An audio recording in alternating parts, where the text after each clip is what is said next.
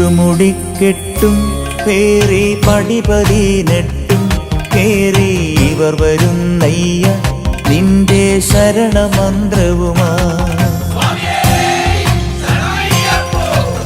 നട തുറന്നയ്യ ദർശന സുഹൃതമേകണമേ നിന്റെ മിഴി തുറന്നയ്യ കനിവിൻ അമൃതു ചൊരിയണമേ.